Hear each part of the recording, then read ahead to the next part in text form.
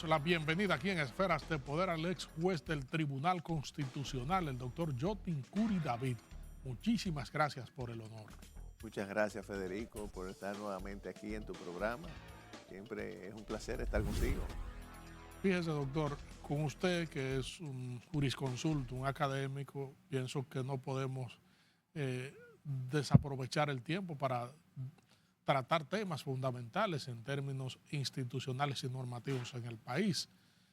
Actualmente hay un código penal aprobado con unas vacaciones legales eh, que se proyectan hacia su vigencia a partir de agosto del año 2026.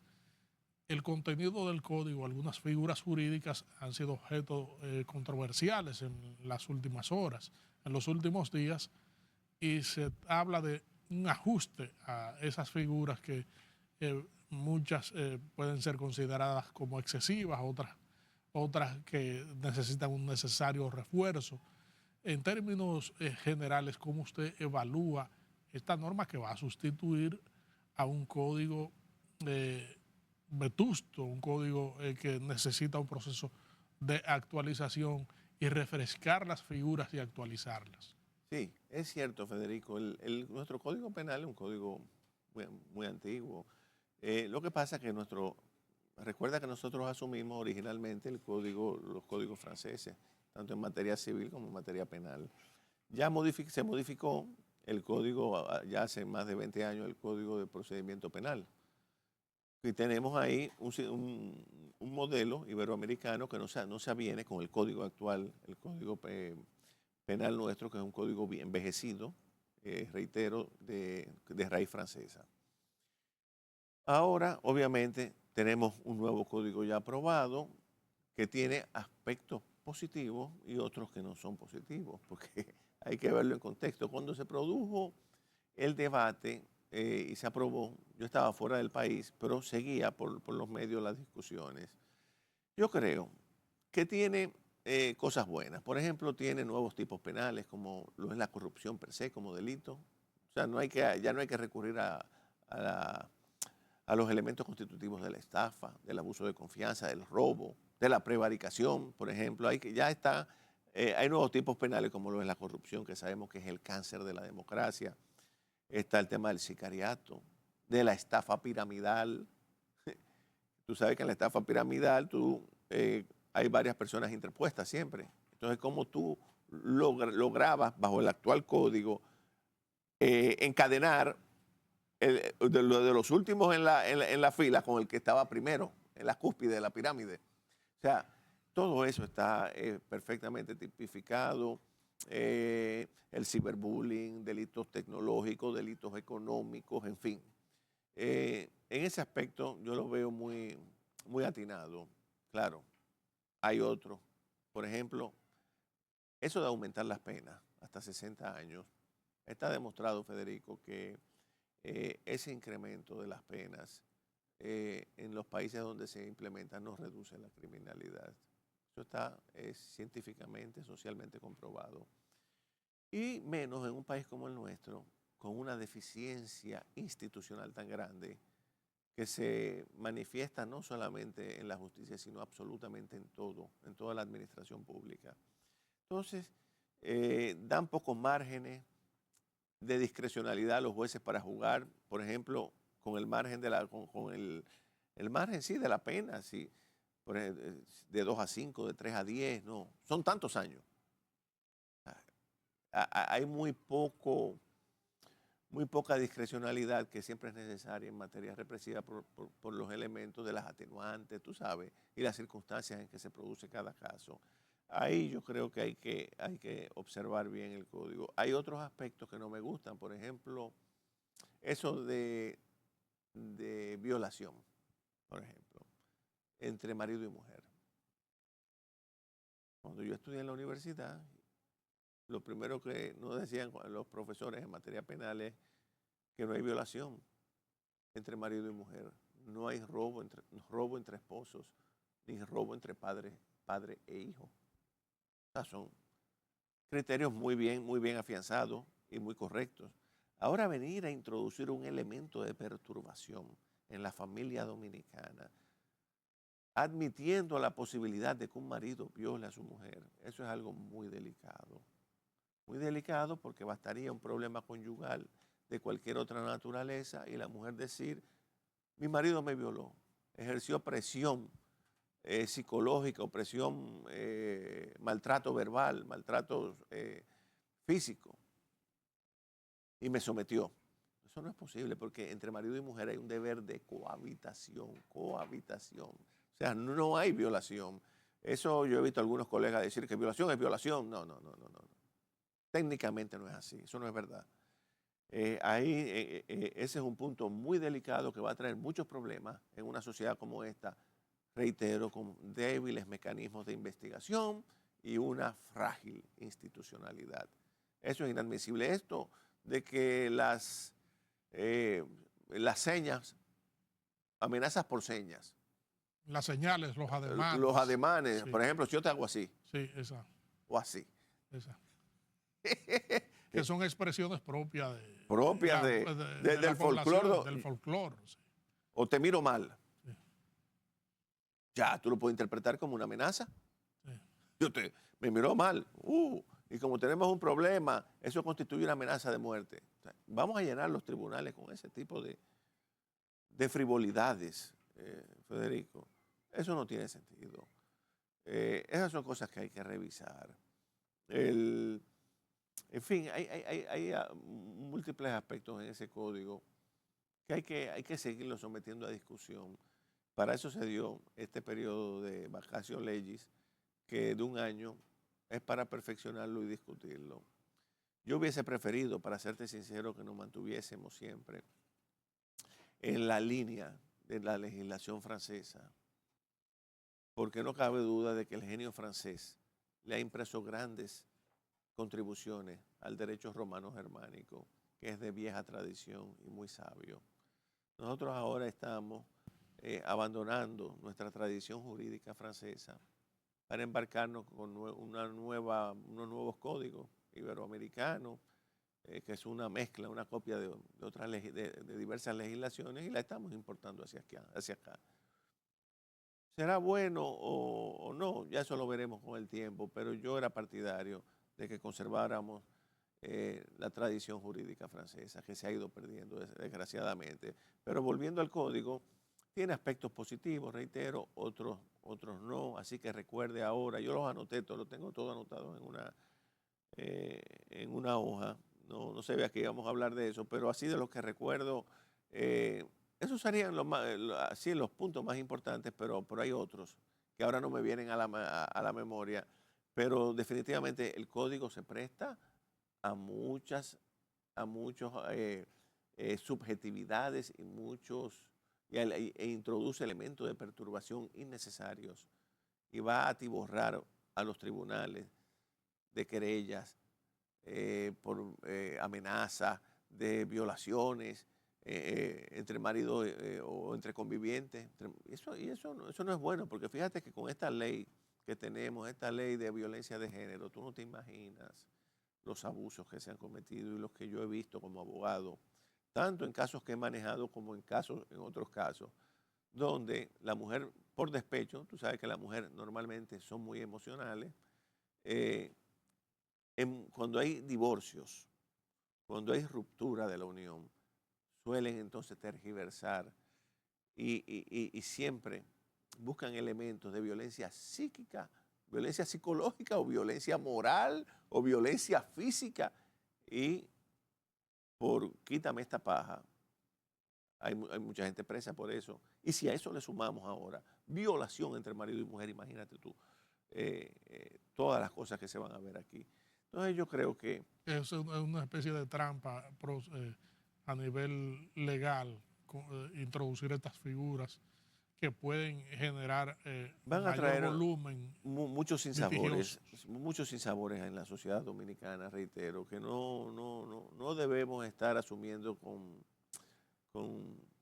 ligereza esas cosas. Hay que ponderarlas bien, estudiarlas, sopesarlas. Para eso tenemos un año y seguir debatiendo. Pero el código, reitero, tiene aspectos positivos y otros que no, otros no tanto. Y eso de incrementar las penas, eso así. Eso no me parece. El cúmulo de penas ahora lo introduce. O sea, que nosotros tenemos el principio del no cúmulo de penas. Sí.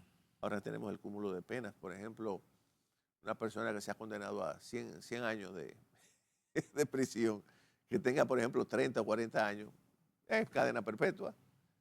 Es una copia del derecho anglosajón. Eso no tiene sentido, suponiendo que lo condenen a 30 años una persona de 40. En caso de que esté vivo y llegue a los 70, podrá salir luego de cumplida, recuerda, la mitad de la pena por medio de la libertad condicional. Tiene la semilibertad, el cumplimiento parcial de la pena. Exactamente, también tiene todos esos aspectos, pero es bueno, yo entiendo, sopesarlo, seguirlo discutiendo, debatiendo, y vamos a ver que todo es perfectible, que se puede conseguir, pero antes yo entendí, yo era partidario de que antes de modificar el Código Penal hiciésemos una mayor inversión en el sistema carcelario. Eso da pena, Federico. Son almacenes de seres humanos. No hay condiciones mínimas para estar ahí. Entonces, a seguir abarrotando nuestras cárceles con un nuevo código que va a facilitar, reitero, muchos conflictos sociales y va a generar muchas perturbaciones en la sociedad dominicana.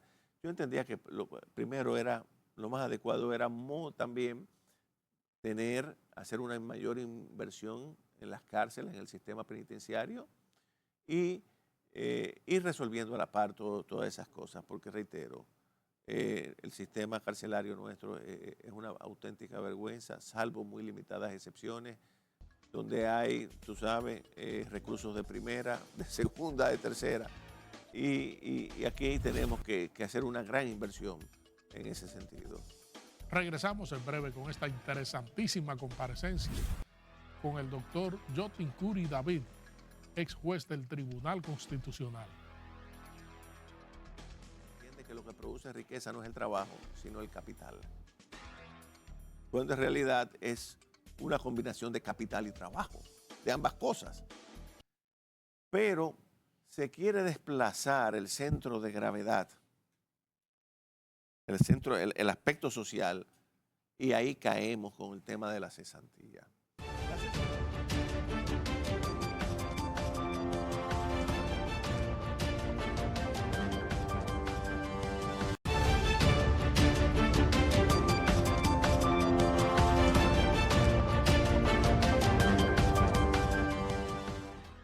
Estamos conversando aquí en Esferas de Poder con el doctor Yotin Curi David, ex juez del Tribunal Constitucional. Doctor, en el sistema institucional del país también está en debate una reforma muy importante, la del Código de Trabajo, que data de 1992 y que fue una legislación moderna y adaptada a los tiempos en que ha estado en vigencia y redactada con la cooperación, la participación de los mejores laboralistas que tiene el país, incluso con prestigio iberoamericano, como el doctor Lupo Hernández Rueda, Sí. el finado Lupo Hernández Rueda, y el doctor Rafael Alburquerque, que ahora está siendo bailoteada ese cambio a esa normativa.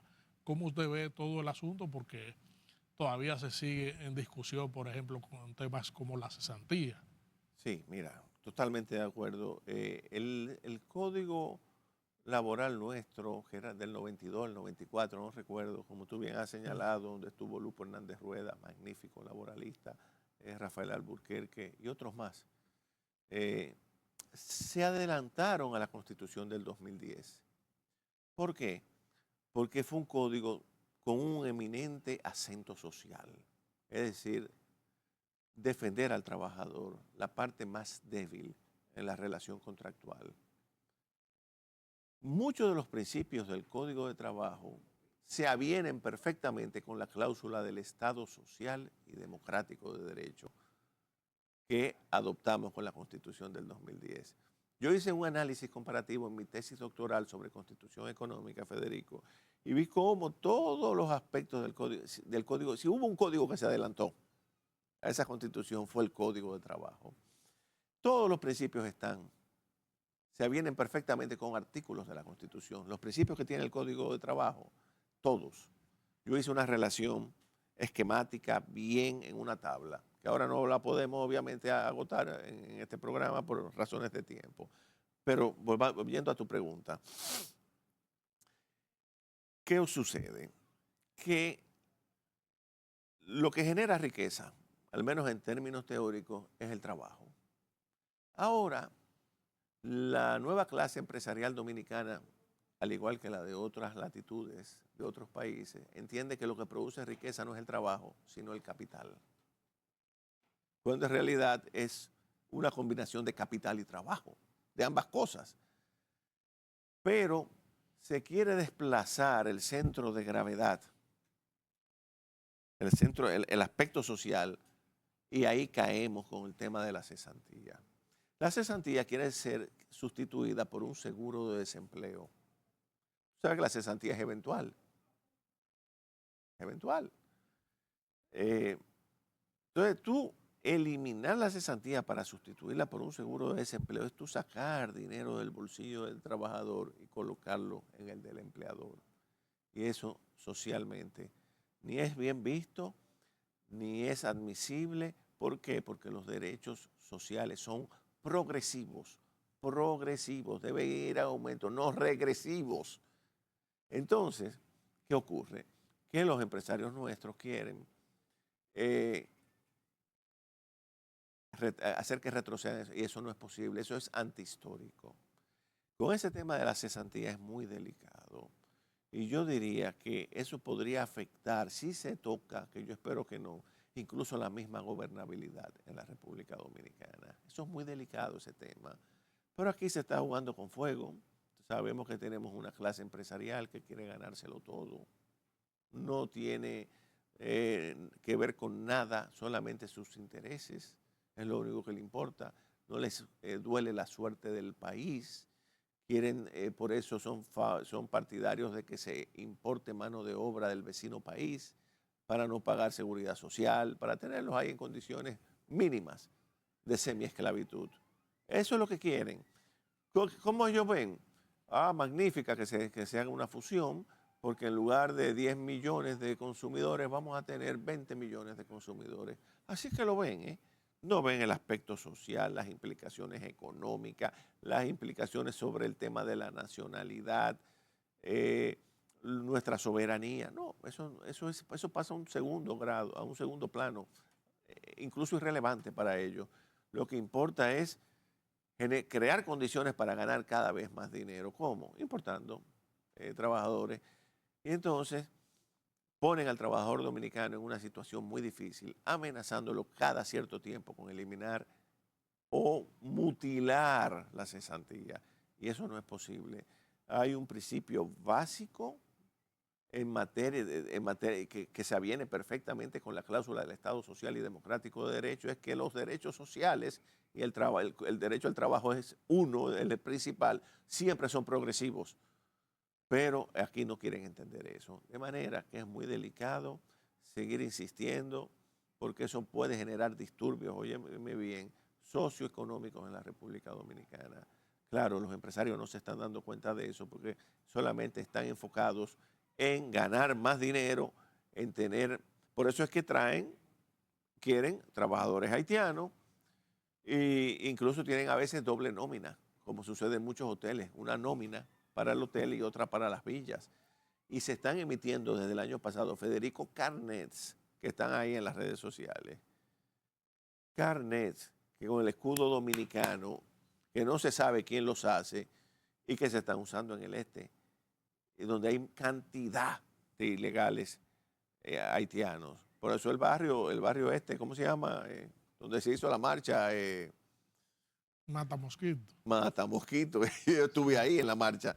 Óyeme, eso no es posible. Entonces estamos creando enclaves de ciudadanos haitianos aquí extranjeros y se va a producir tarde o temprano un choque cultural que puede ser de nefastas consecuencias. Actualmente hay precisamente un diálogo entablado, doctor, para unificar la posición del liderazgo nacional. Los partidos políticos están siendo consultados por el presidente Luis Abinader. Ya se ha reunido con los líderes políticos y el Consejo Económico y Social tiene mesas redondas donde está discutiendo propuestas para fijar una posición a nivel del país frente a la situación haitiana, los actores de todos los sectores del país. ¿Cómo usted ve todo esto? Mira, cuando el liderazgo político dominicano se reunió y decidió que ese tema fuera al Consejo Económico y Social, yo me opuse y me sigo oponiendo. El Consejo Económico y Social básicamente está dominado por grupos empresariales, grupos oligárquicos empresariales que solamente velan por sus intereses y quieren imponer. Ahí hay una dualidad, dice en un momento Toribio que no, que eso no se trató, en otras noticias sale que sí, que se recomendó seguir otorgándole carnet a nacionales haitianos. Eso no está claro, pero ahí tenemos un tema que ahora mismo es objeto de debate en las redes sociales y en la prensa dominicana. Pero sea cual fuese el resultado del Consejo Económico y Social, ese no es el órgano para discutir el tema migratorio. Ese es un tema que debe ser una política del Estado dominicano. Eso no es para debatirse ahí en esos cenáculos. No, no, no, no, no. Es una política del Estado que tiene que asumir. De manera que eso ha sido una muy mala idea, trasladar ese tema a un grupo dominado por círculos empresariales. No, señor. Esos círculos empresariales, reitero, ni les interesa la suerte del país, ni les importa las consecuencias que eso pueda generar en un futuro. De manera que, reitero, el tema de la soberanía, el tema de la preservación de nuestra nacionalidad, es un tema de políticas de Estado. Punto. Y en eso se debe ser firme, enérgico y coherente. Eso no son temas para trivializarlo en los medios de comunicación con vanas discusiones. No, señor. Está muy clara cuál es la posición del pueblo dominicano. Quiere que se regularice ese problema, quiere que sean deportados los inmigrantes ilegales y que exista un verdadero control fronterizo, porque no lo hay. Lo que hay es mafias que viven diariamente introduciendo aquí miles de ciudadanos haitianos a nuestro territorio y están produciendo ya de facto una fusión, lo cual es muy peligroso y, reitero, puede tener graves consecuencias en un futuro no muy lejano. Todo este panorama se presenta frente a la situación institucional de Haití. No tenemos un interlocutor válido con Para el nada. cual dialogar para buscar salidas a la solución. Hay una crisis institucional importante, un problema de gobernabilidad y de seguridad en Haití. Claro. ¿Cómo, extrapolando la situación de este lado de la frontera, cómo usted ve ese panorama y las salidas que se están dando a nivel internacional? Porque tenemos que las tropas que están allá ya han hecho advertencia de una posible retirada. Sí, es que nadie puede con Haití, oye, Meni. Yo sabía que eso iba a suceder. Las bandas siguen reinando. No hay una decisión. La comunidad internacional ha abandonado, se ha cansado de Haití. Entonces han dejado que ese problema ya, que las bandas dominen ese territorio y que cruce todo el que quiera para este lado. Y ahí es que está el problema. Nosotros no tenemos un control fronterizo adecuado. Por el contrario, lo que hay es mafias que se lucran con el tráfico de ilegales, tanto dominicanos como haitianos, mafias.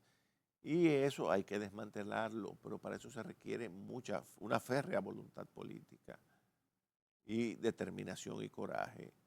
Y yo veo, y no estoy hablando del actual gobierno porque ha sucedido con los anteriores también, no veo una política, Federico, definida, una política clara con relación a Haití. Muchos pronunciamientos en foros internacionales, en la prensa, porque recuerda que en este país todo es mediático. Todo es mediático. Todo lo queremos resolver con declaraciones e impactos en los medios de comunicación, pero no hacemos nada en la realidad social para resolver los problemas. Y ahí es que está el meollo del asunto, que hay que trabajar, hay que actuar con firmeza, con energía, para salir de esta situación, de este gravísimo problema que amenaza nuestra identidad, nuestra propia esencia como de dominicanidad. Estamos seriamente amenazados, pero no, estamos en un país de francachela, donde todo el mundo quiere ir al gobierno a liquidarse, a hacerse millonario, donde esto es un sálvese quien pueda. Cada día las instituciones están más débiles, no hay orden. Y sin orden no hay seguridad. Por eso tú ves el desencanto en la democracia. Dice Carlos Aymar, un catedrático español, que una democracia en la que participan menos de la mitad de sus electores está desacreditada. Más todavía dice que no es una democracia, que es lo que pasa en República Dominicana. Eso es lo que pasa aquí y en otros países, por supuesto. Por eso tenemos a Bukele en El Salvador, por eso tuvimos a Chávez en Venezuela y ese fenómeno se seguirá reproduciendo, Federico, porque la democracia está cada vez más desacreditada. Lamentamos que el tiempo haya terminado, doctor, en una conversación tan fructífera y orientadora como esta, fijando posiciones importantes en su calidad de jurisconsulto, ex juez constitucional, académico. Esferas de Poder siempre será un canal abierto. Gracias, Federico. Muy contento de estar aquí contigo. Gracias a ustedes, amigos televidentes, por habernos acompañado en esta interesantísima comparecencia con el doctor Yotin Curi David, ex juez del Tribunal Constitucional. Proseguimos con nuestro contenido.